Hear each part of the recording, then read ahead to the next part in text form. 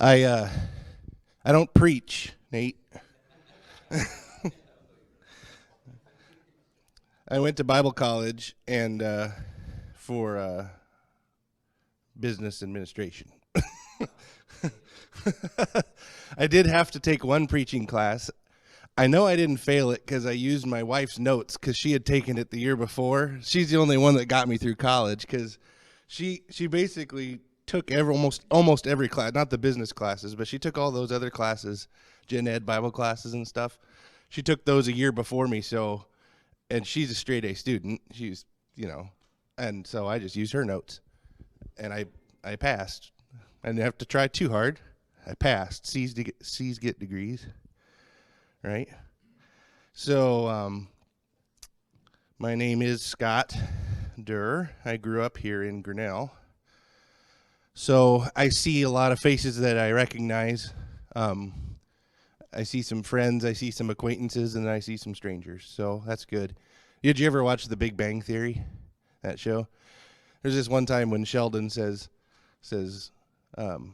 something to the effect of, he left a video and he said, many of you I leave behind four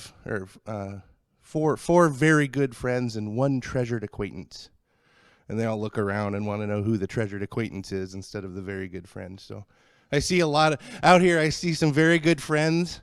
I see some treasured acquaintances, and I see some people I don't know. So the people that I don't know, happy to be here today. Happy to hear from you if you want to talk. We've got a busy day today. I'm excited. We get to go to the state swim meet today. My son's a junior in high school, and he's on all three relays that are possible. All three relays made it qualified for the state tournament. I criticized the KJRN guy yesterday on the interview for saying state tournament. It's not a tournament, it's a meet. There's no brackets or anything like that. So it's a state meet. And here I said it. The state meet is today, and Justin's on all three relays. So we're excited about that. They broke a school record at districts by a little bit, just a little bit. They're hoping they didn't do their best, so they're hoping they can do a little bit better today. So we're excited to go do that. We got our t-shirts all printed up, and I guess yesterday they had a little send-off, and I didn't know it. They had fire trucks and everything. I drive school bus too. I farm and I drive school bus route, and I pulled up to Highway 146 out by the interstate about 3:35 or so, and I knew that they were leaving at 3:30, but I stopped at 146. I'm like, uh-oh, here comes a fire truck, here comes some emergency vehicles, but they weren't going very fast. I'm like, well, whoever's house is burning down, it's going to be all the way down if they don't speed up a little bit, because they're just poking along. And I thought, what is going on here? Well, and then I see my Jamie, my wife's folks, drive by following them. I'm like, what is going on here? And then finally, about half an hour later, I'm like, oh, that was the send-off. Probably saw my own kid waving at me in the window on the way by, and I didn't even notice a school Suburban going by. So kind of a dad failure there, but we got by. So yeah, that's what that was, exactly. I didn't know. So anyway, we've got that going on today. I grew up here in Grinnell. Nate alluded to it. Went to high school here. Jamie, my wife, and Nate were in the same class in high school. She's 6 months older than me, and so she was in the class ahead of me. So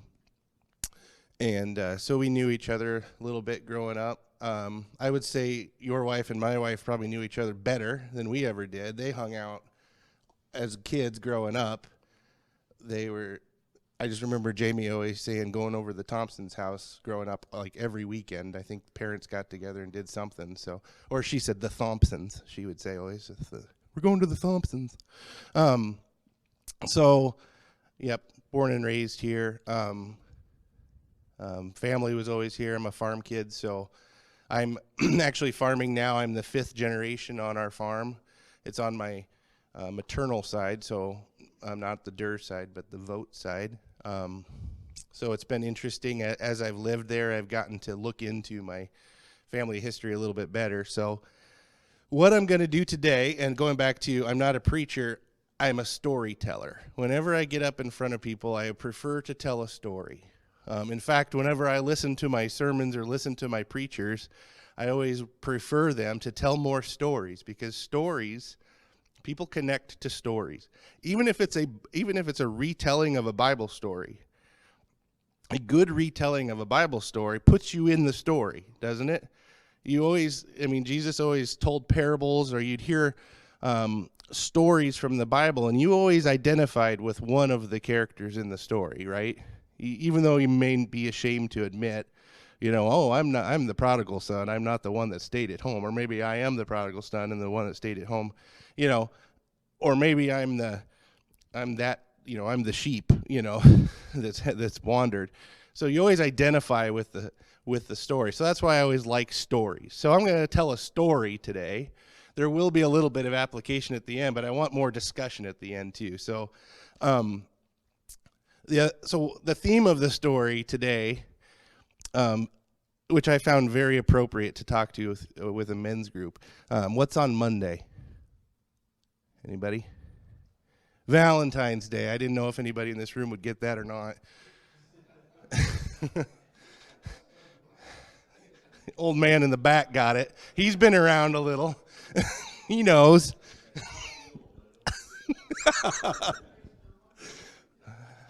So Valentine's Day is on Monday. I actually don't put this on the recording. It's one of the many holidays of male extortion, is what I call it.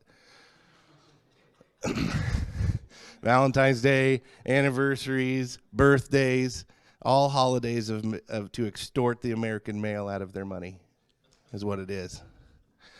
Don't tell your wives I said that. So Valentine's Day. So what the theme of what I'm going to talk about, I thought would be appropriate with a bunch of guys, is love. We're going to talk about love today. So probably didn't think we were going to talk about that when we got here, but we will. But we're going to wait till the end to talk about it. I mentioned it earlier. I'm going to tell a story about my grandparents. My grandparents, I live on a farm just east of town. Some of you have heard some of these stories before, so I don't want to bore you, but you're stuck here. So my grandparents, if you knew, my grandparents' name were Raymond and Gail Vogt. So some of you might know them. I know Merle probably has a pretty good memory of my grandparents. Many of you probably don't remember them at all, but my grandmother contracted polio in 1952. So in 1952, in the early 50s, there was another pandemic going on. So we can all relate with pandemics now. So this might hit home just a little bit more. There was a polio pandemic in 1952, or the early 50s. The vaccine didn't come out until 55. So all through the early 50s, there was a virus going around called polio. Now we get vaccinated for it, and nobody thinks anything of it. In fact, I did hear there was kind of been a little resurgence of polio around the world because some countries stopped vaccinating. They thought the disease was long gone and dead, and it's never coming back again. Well, it's still alive and well. So, but it was a disease that was infecting. It was mostly kids, young adults that got it. But like I said, the vaccine didn't come out until 55, and so my grandma just missed it. She contracted in 1952. She was 26 when she contracted polio. She had two little girls at home. My mom was 4. She's the oldest, and her sister is 1.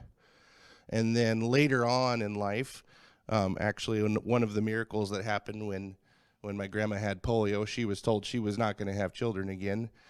10 years later, she had a 3rd daughter. So I have my mom and 2 aunts. And so they own now, my grandparents have passed, but they own the farms that my grandma had, and they're my landlord, and I affectionately call them the cartel, the sisters, or the cartel.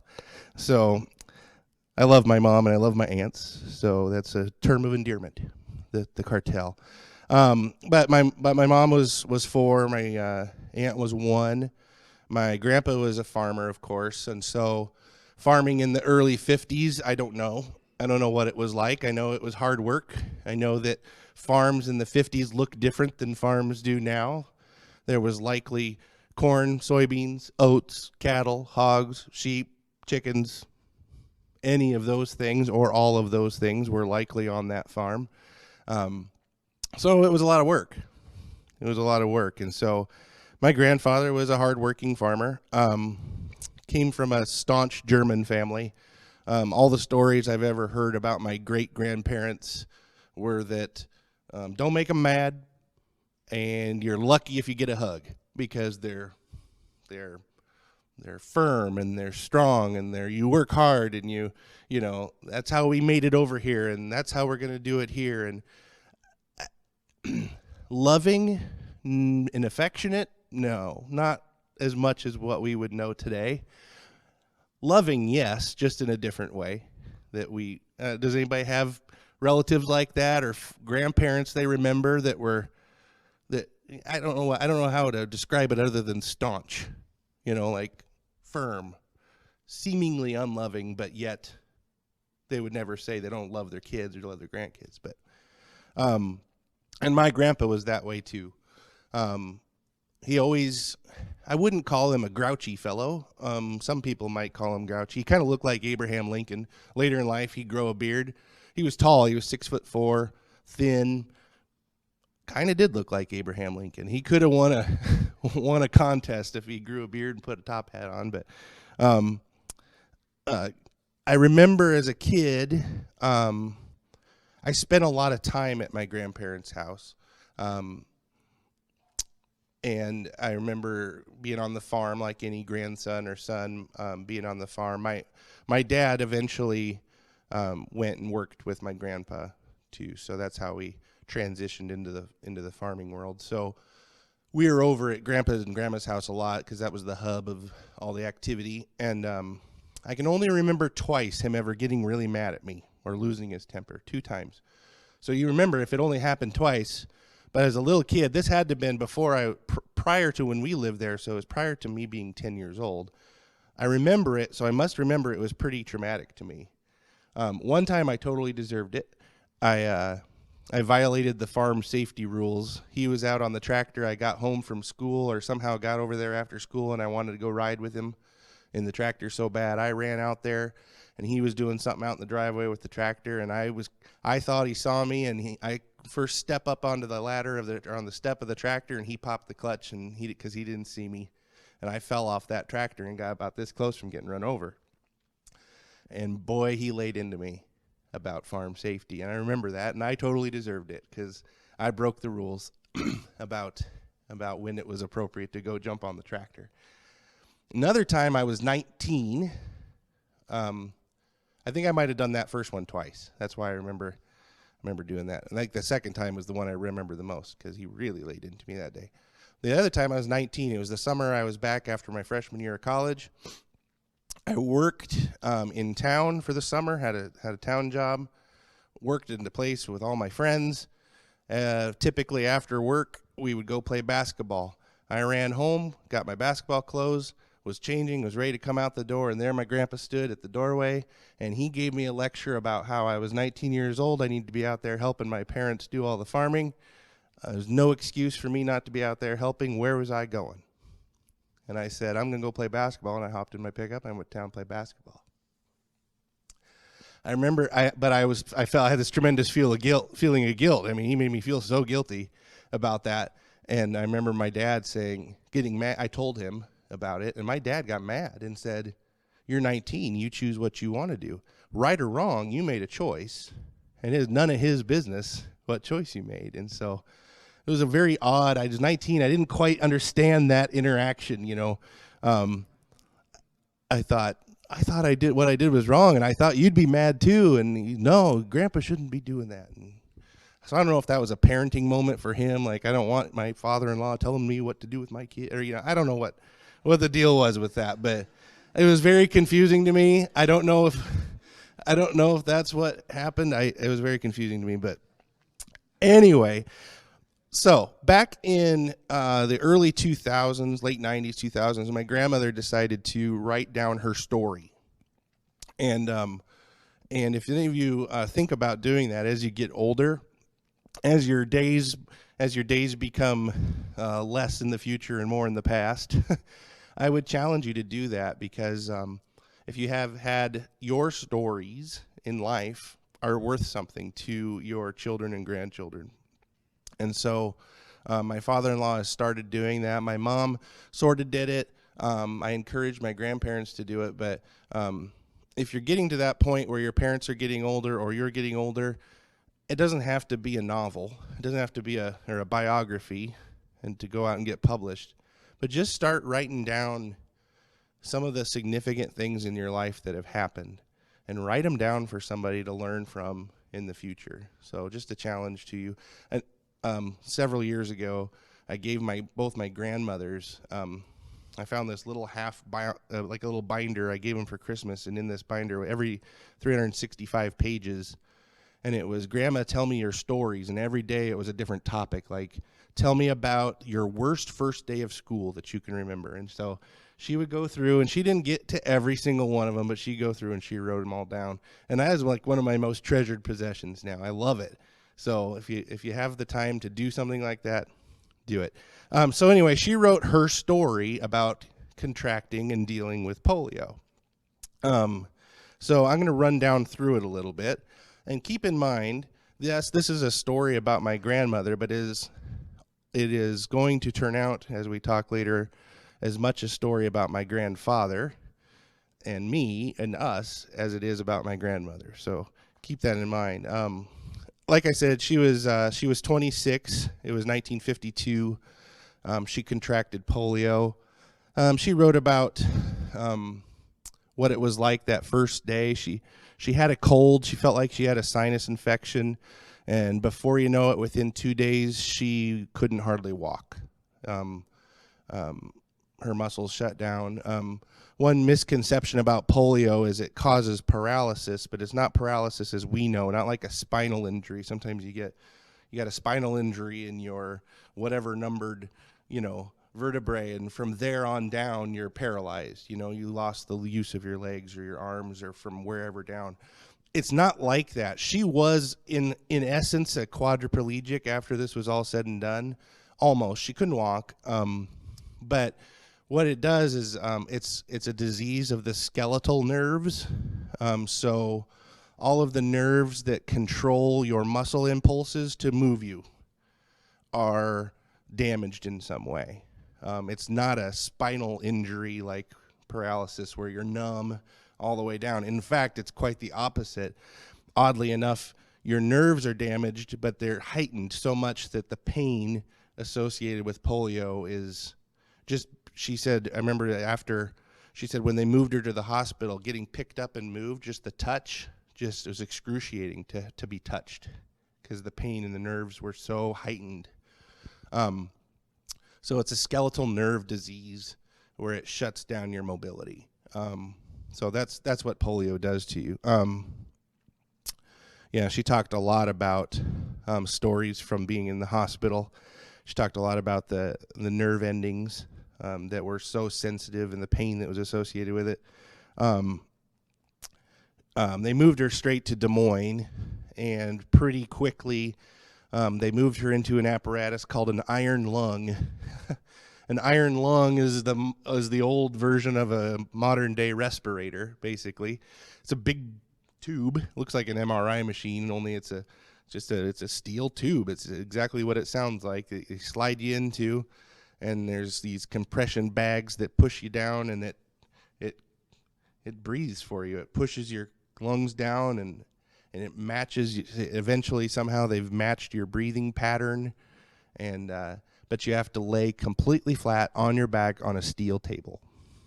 The only padding they give you is a very firm pillow to keep your head off the cold steel, and it's a very thin, firm pillow. And she was in that thing for 8 days. And if you can imagine every one of your nerve endings hurting and laying on a steel table, that probably didn't feel very good. she said she actually got so used to the firmness of that flat pillow that, and this is totally true, I remember this, she would, the rest of her life, she used a firm flat pillow. I remember seeing her laying down at home, and that's what she used. So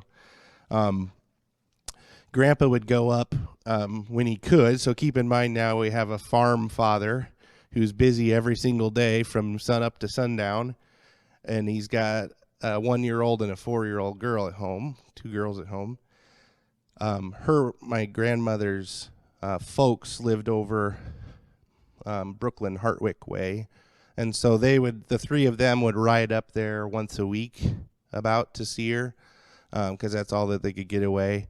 But sometimes Grandpa would go if it was raining or something like that, and he would go, but they wouldn't let him in.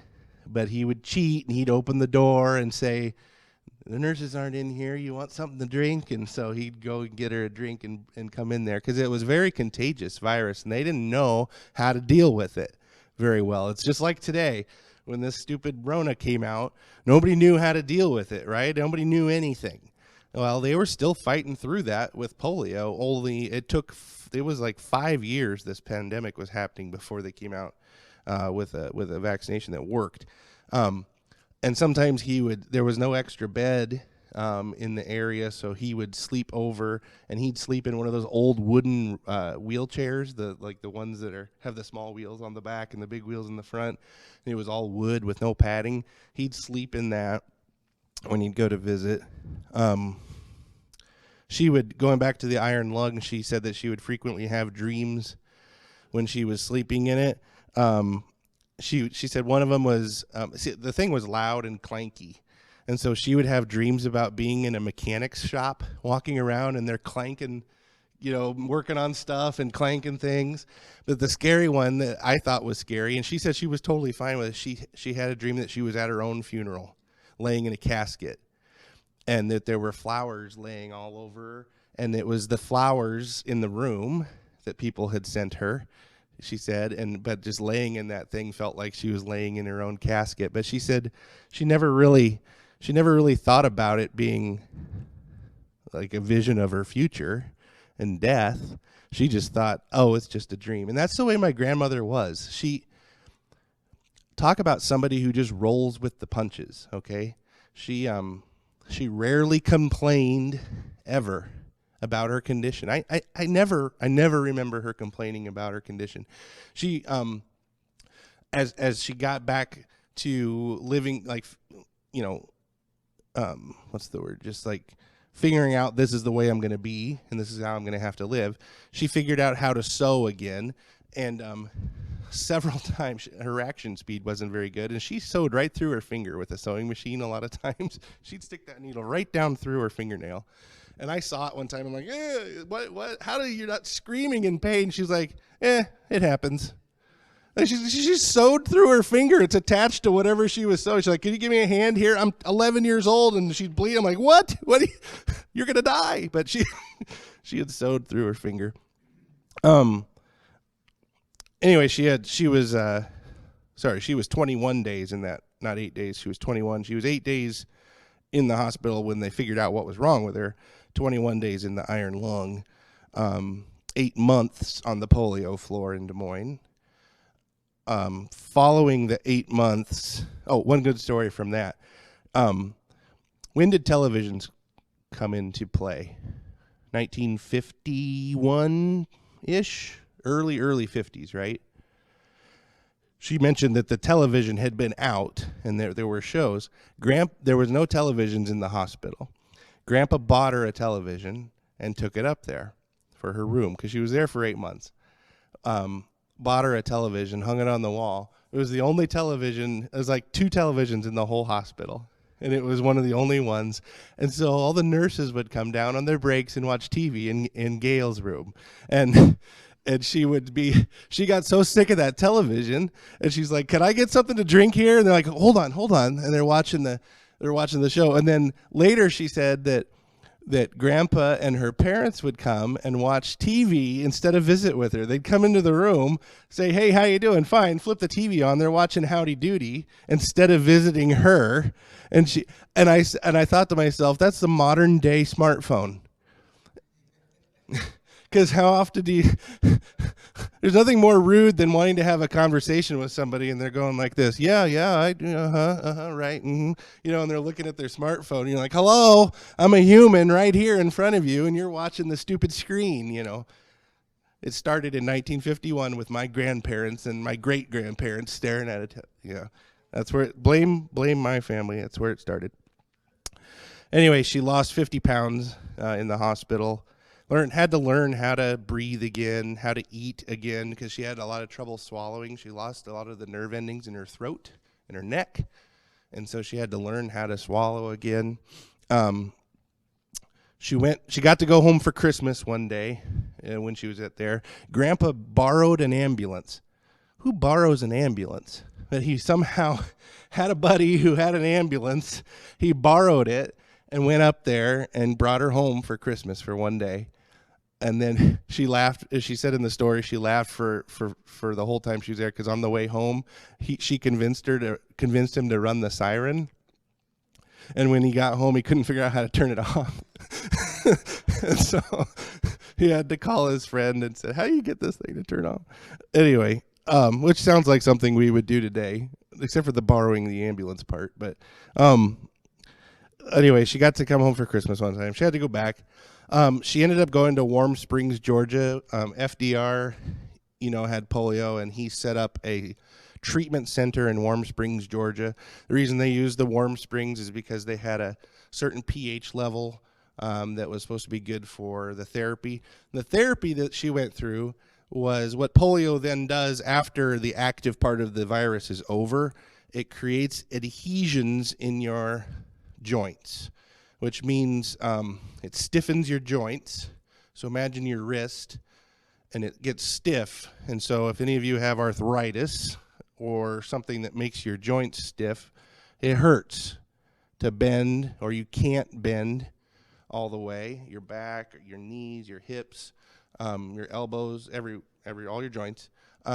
Adhesions are like rubber bands. So imagine in your joint, a rubber band that's been glued or sewn to your joints, that whenever you bend, you're stretching that rubber band. That's what it felt like, is like you're working against a rubber band to bend. And the therapy was break the adhesions. Bend you so far that they break. And then they'll heal back, and you got to break them again.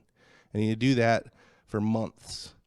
And she said it hurt so bad, because she could hear them popping in her head, in her ears. She could actually, and they would stretch her. It was basically stretching, but they would do that in that warm pool because it would relax those adhesions a little bit more, so that it wouldn't hurt so much when they would break. So I think she was down there for 5 months. She said it wasn't all bad. There was church services and there were things to do. They'd play games. She got to know the other people that were in there. They had hobbies. They played cards. They did a lot of things. But she remembers most the pain that was from that stretching and everything. And so the other thing they did was they made customized equipment for whatever they needed. Every patient was affected a little bit differently, different severities. She had lost the complete use of her legs. They got her back to where she could bend them again. So she could lay flat or she could sit in a chair, but she couldn't use her legs. She was able to use her back and hips to sit up and move, sit up to a table and sit back. Her arms, she couldn't lift them this way. And they had built a wheelchair for her with custom slings where she would rest her arms in these slings so she could do this back and forth, and she could move her elbow up and forth, but back up and down, but her shoulders, she couldn't do that. So her right was worse than her left, so she had to learn how to be left-handed. Her handwriting got better, so you could read it. She would always write in cursive anyway, so it was hard to read for us little kids anyway. But so she had to become left-handed. She learned how to sew again. One of her hobbies as a teenager was painting, and so she spent a lot of her time painting. She watched Bob Ross. That was my first experience watching Bob Ross, was that I was a little kid coming over and Channel 11 was on, and so she'd watch Bob Ross and his happy little trees. Nobody here watches Bob Ross? Do you know who I'm talking about? You know, the hippie from, the hair is, yep. You can, it's popular now. My son was taking a nap in the basement one Sunday afternoon. I walked down there and he was taking a nap, and on his iPad he was playing Bob Ross clips. And he woke up. I said, "Why were you watching Bob Ross?" He said, "I wasn't watching. I was going to sleep to it." I said, "Why?" He said, "His voice is so soothing, because he's got such a, he talks like this, and happy little trees, and he talks so soothing." Yeah, people watch it to go to, anyway.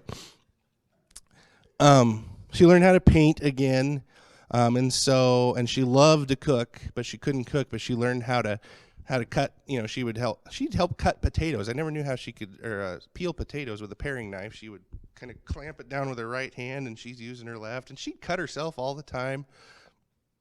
She's like, "Oh, I'm fine, just give me a Band-Aid, no problems." So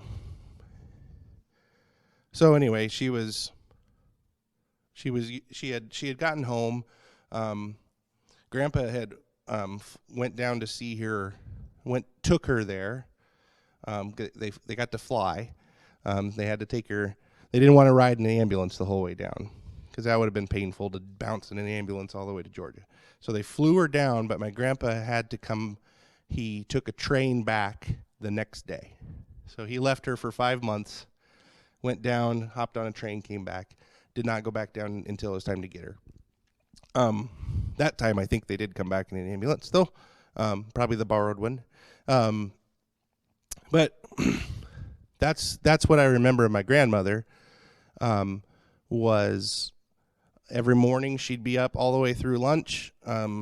She would lay down in the afternoons for most of the afternoon, watch her General Hospital and her One Life to Live, and they eventually frequently had to hire a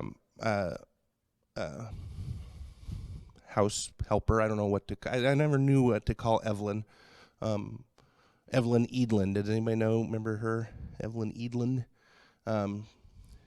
She was part-time, and then my mom was part-time. So after school, I would go to Grandma's house if my mom was working that day at Grandma's house. So I spent a lot of time at my grandparents' house. But she would go down in the afternoons, but for toileting, she had to have a bedpan. So someone else had to help her with that. As a farmer, Grandpa did most of that prep work in the mornings, and then he'd go out and farm in the afternoons, and they ended up investing in FM transistor radios. And I remember, and my dad told this story a lot, where if the house helper wasn't there that afternoon, she'd call and say, "Raymond, I gotta use the pan." And I don't know how many of you are farmers or know farmers, but in the middle of the fall, in the middle of harvest, if you get a call like that, that would pretty much annoy me. I mean, I'd be like, "You're calling me in, I got to do this." But my grandfather would shut the combine off, walk or grab the pickup and go in, whatever it took, went in, did it, came back out. My dad worked with him for 46 years, and he said never, ever once did I hear him complain. Never once. And if you, like I said, if you know a farmer, or if you know somebody who is committed to their craft like he was, that's a pretty big deal. He was, like I said, he was a staunch man, but I'd always get embarrassed because every once in a while he'd give Grandma a kiss. he'd go up and she couldn't do anything about it, but he'd be growing some stubble, and he'd go up to her and go like that and scratch her face and tickle her. She couldn't do anything about it. She's like, Raymond. She'd stop doing that. He was affectionate to Grandma. He wasn't very affectionate to the rest of us, I don't think, but I did see that and I witnessed that. My grandparents were probably my number one spiritual encouragers. You can imagine my grandparents were churchgoers. And they were my number one spiritual encouragers. They sent me to Bible camp. They paid for it. They'd invite me to church a lot. We were good Lutherans. We probably only went to church about once a month. Sat in the back. That's not true. That's not true. We were a little bit more active. And so my grandfather, I think about my grandfather and my grandparents a lot. Do you ever, for those of you who have had grandparents who are large influence into your life, have one of those moments long after they're gone and you're having a little bit of a crisis of whatever kind in your life, and you wish so bad that he was here to talk to you, or you could ask him questions. You wish so bad that you could say, what would you have done in this situation? Or, I know you went through this. What did you do? Have you ever had those moments? I had one a couple of years ago. Up until the last year or two, farming was not great. We were getting by. And I remember sitting at the co-op waiting on a stinking anhydrous tank to get filled, waiting in line. You know what I'm talking about, Merle. I'm sitting there, and I just started thinking about my grandpa and thinking about, I was a little bit in a woe is me attitude, I'm like, I hate doing this. It's my least favorite job on the farm to do anyway. And just things weren't going very good. And I just started thinking about it, and I thought, you dummy, why are you so down about this? What would Grandpa say to you about this? He'd probably say, buck up, Buttercup, and get this done. But I sat there in that pickup, and I bawled. I rarely cry, but I sat there and I bawled, and I said, man, I wish my grandpa was here, because I would ask him about hard times in farming. Man, I wish my grandpa was here, because Jamie and I had a little bit of a spat, and it was over something really stupid. And he served her the bulk of their lives and never complained once. Now, he might have complained under his breath, he probably did. But never once did I outwardly see someone complain. And he became my example later in life when I learned sort of what unconditional love was. And I just remember learning about what that was and tried to think of an example in my life of what of someone who displayed unconditional love. And he was the one. And I often wonder why did God put them through that situation? I'm sure they wondered it every single day. But I wondered that, and I think to myself, it might have been for me, or it might have been for my mom and her two sisters, who my third aunt was born 8 years into having polio. The doctor told my grandma, A, you're not going to live past 50. B, you're never having kids again. She lived till she was like 76. Lived a happy life till she was 76. In fact, if you go to the Mayflower, I think they're still there, the walkway over Park, is it Park Street? If you walk through there, in there are paintings that my grandmother did of the different buildings of Mayflower. They've been on display there for a long time. Someday they'll take them down, that's fine, but they're up there. But in this story that she wrote, the last paragraph she wrote, and this was when she finished it in the early 2000s. I think she passed away in 06. Raymond is still able to lift me some because he had to actually lift her into the bed and stuff. I remember when I was 18, or no, I couldn't have been 8. I was probably 16. I was a pretty big kid. And it was time to lay down. Grandpa was out in the field. My mom was over there, and she said, "Can you put Grandma in the bed?" And I was so afraid, And Grandma was so afraid. She's like, "You can't lift me. You're 16, And she's like, "You're gonna drop me." I'm like, "I'm not gonna drop you, Grandma." And I picked her up and put her down. And she says, "You're 10 times stronger than Grandpa." As a 16, I thought I was gonna drop her. She's like a feather. She only weighed like 110 pounds. Just nothing, to pick her up and put her in the bed. But anyway, Raymond is still able to lift me. He could have placed me in a care facility this whole time, but chose instead to care for me at home all of these years. I thank the Lord every day for him and my loved ones who have been so helpful, and for the faith that upholds and renews us all. So throughout that whole time, she mentions the faith that upheld her. And through that story, several times she says, I told you she just kind of rolls with the punches. She never questioned God. She just said, "I've got faith for tomorrow holds something different for me. And we'll push on through this." Unconditional love. Real quickly, anybody have their Bibles on them? Nate, somebody have read. We look up 1 John 4, 7 through 21. Somebody else look up the love chapter. 1 Corinthians 13, 4 through 7.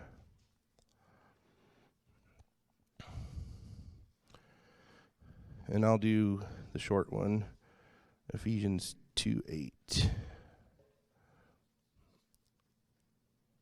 Ephesians 2.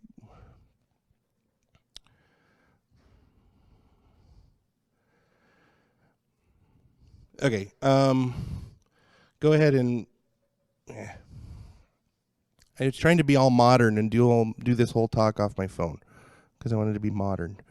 All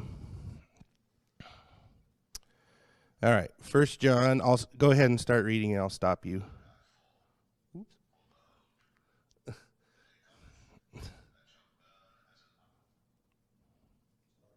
That wasn't it.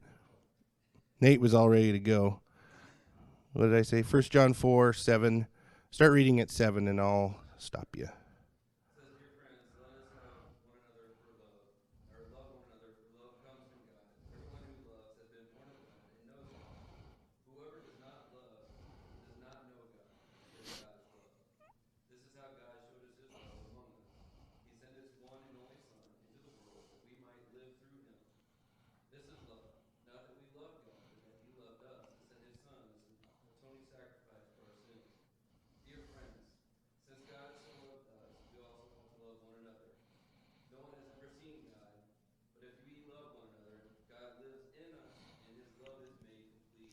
That's good.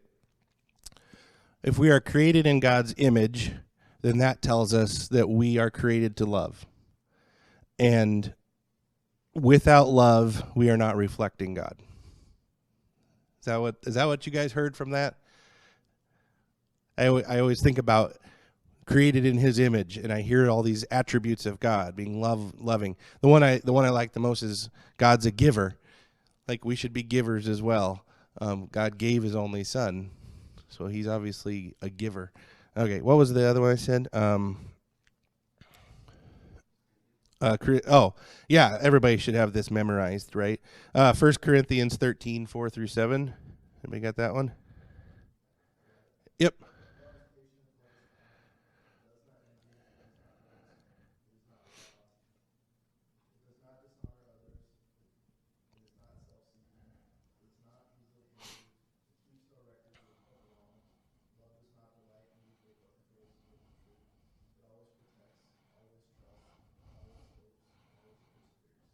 Yeah, that's good. Love is patient. My grandfather must have been the most patient man I've ever met. The most patient man I've ever known. He went through stuff that none of us probably can imagine. Some of us can imagine some of it to an extent. I know that, I look around the room, I know Gary went through a time where he probably had a feeling of helplessness. We all have gone through some moments in our life or stretches of time where we needed patience. Okay. What did I say? Ephesians 2:8.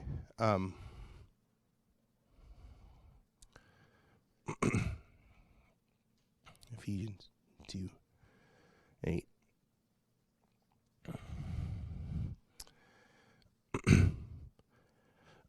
For it is grace you have been saved through faith. This is not from yourselves; it is the gift of God. Okay, so this is the more, for me, a little bit more of the sadder part of the story as we kind of wrap things up. We have heroes in our lives, and I think about my grandfather as being this ultimate example of unconditional love, and I felt that way for my whole life.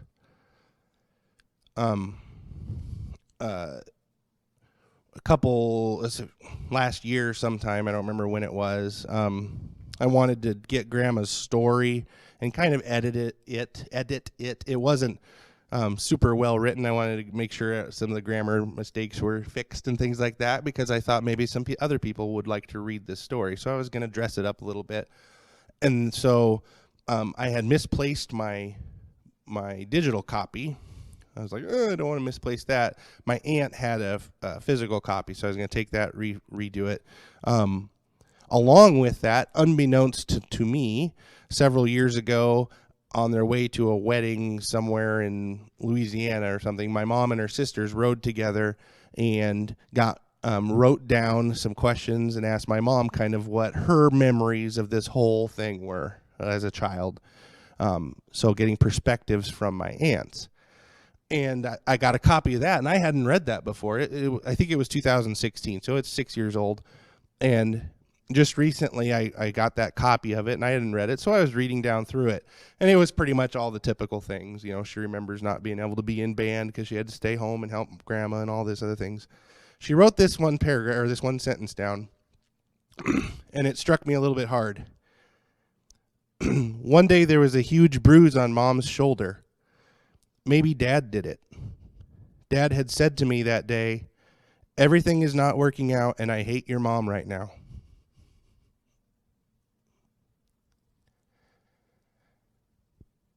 Everything I had ever known and thought about all the way up in my adulthood until 8 months ago about my grandfather was, what a perfect example of unconditional love.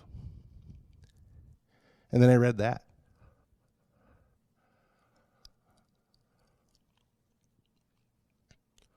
Probably one time, Grandpa lost his temper like he lost it with me when I didn't help when I went to play basketball that day. Maybe, I don't know, nobody ever knows. I have a feeling that probably did happen. When we look at these examples in our lives and we have a little bit of a letdown, I've come to this conclusion now that it's a letdown, but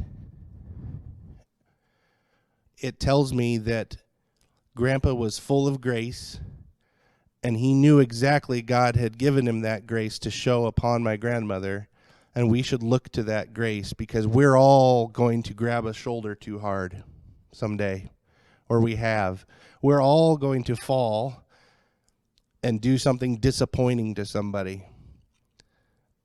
In our moments of weakness, we all do something to disappoint somebody, whether they know it now or whether it's 50 years later and you find out about it. And because he did that, it disappoints me, but it actually encourages me to know that I'm just like him. We're all just like him. That we're going to have a moment of weakness, and when we try our hardest to display unconditional love to the people around us, to our kids, to our grandkids, to our coworkers, to whoever, to our to our people that we minister to. When you're having that conversation with that person, you're trying to show them the love of Jesus Christ. You're trying to be that example. There was only one guy who was perfect, and that ain't you. And it's not me. And it wasn't my grandpa. We have moments of weakness. We need those moments of grace in our lives too, even through our hardest efforts to show unconditional love. So I kind of leave the story at that end, because he was an example of unconditional love, but he slipped and fell. I know he did. It was a reality, just a dose of reality. Probably not the only time he did. There were probably other instances, probably not with my grandmother, probably with, I never heard the man swear once until, well, that's a whole nother story. One other time I did. At the very end, he had cancer, and sometimes cancer kind of, when it gets to your brain, kind of makes you do funny things. And I heard him one time swear at my mother. It was almost more funny than it was sad, because he knew he was dying, and he's like, oop, So anyway, but that's it. I wanted to tell you that story. I wanted to encourage you to be men of unconditional love with your spouses, with your children, with your grandchildren. We can't live up to the expectation of never making a mistake in showing that love. But God showed it through creating us to be people of love, to show love. He did it through showing us an example of Jesus Christ, who showed unconditional love time and time again. And he did it by giving us the Holy Spirit, that when there are those times where we fall, that the grace is so great that there is no reason why we can't get up and extend that grace to others as well. So that's it. It's supposed to be a discussion. I've gone kind of long, but ask questions, discuss amongst yourselves, whatever you want to do, it's fine. So, does anybody have any comments?